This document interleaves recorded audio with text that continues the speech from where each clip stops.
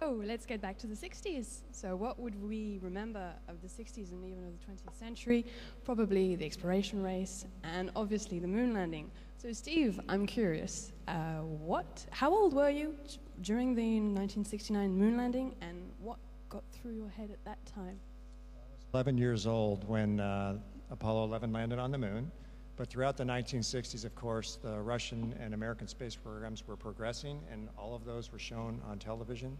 I was one of those children who loved exploration and camping and finding out new things. So for me, I was looking for something that was interesting, and all of these space flights were shown on the television. So I decided I wanted to be an astronaut when I was very young.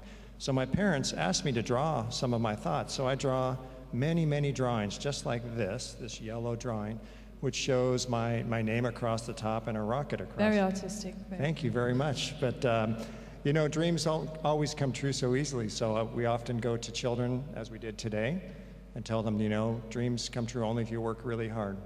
But for me, the space program was a dream come true because it showed exploration and the opportunity to travel and to find out new things. And how about you, Karl Doetsch? What do you think the 60s brought? What are the characteristics of the 60s? As I've been walking around Paris for the last couple of days, and I've seen spring bursting out, I thought, what a wonderful metaphor for space in the 60s.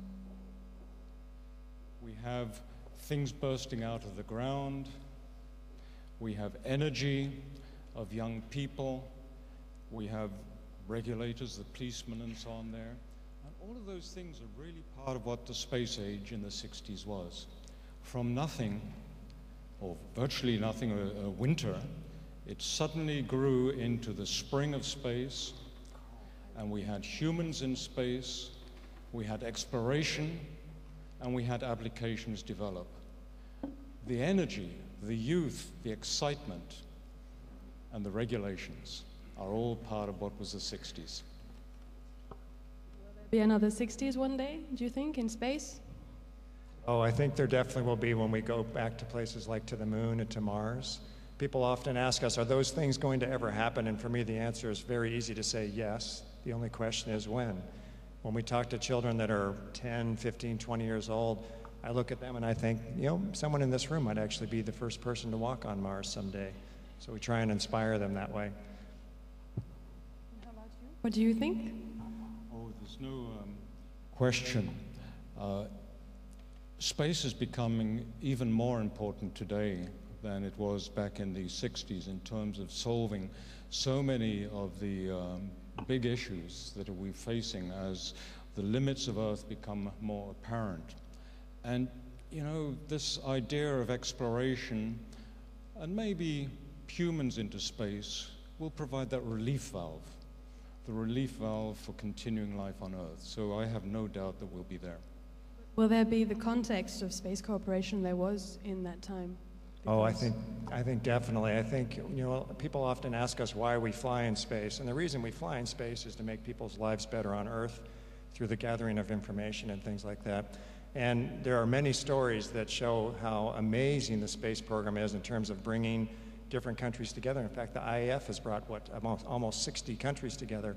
I remember back in 1990, I was in a NASA astronaut meeting. We had a meeting every Monday morning, and the head of the office, his name was Hoot Gibson. He was a Navy fighter pilot, and he came in and he always made announcements to the astronaut office, and he said to the 80 or so astronauts in the room, we've decided we're going to take the United States Space Shuttle and dock to the Russian Mir station.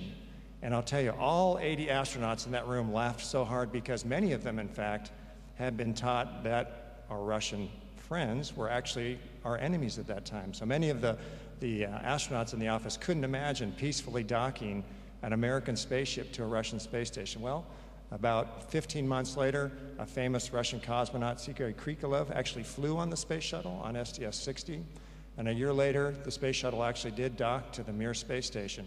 And in those 2 years, I remember Captain Gibson coming back into the Monday morning meeting one more time, and he said, you know, I really meant it that we were going to dock to the Mir space station, and in fact, our governments have agreed to dock 7 times now. And the laughter was even bigger than the first time he had told us. Okay, so let's chin to the 60s. Okay.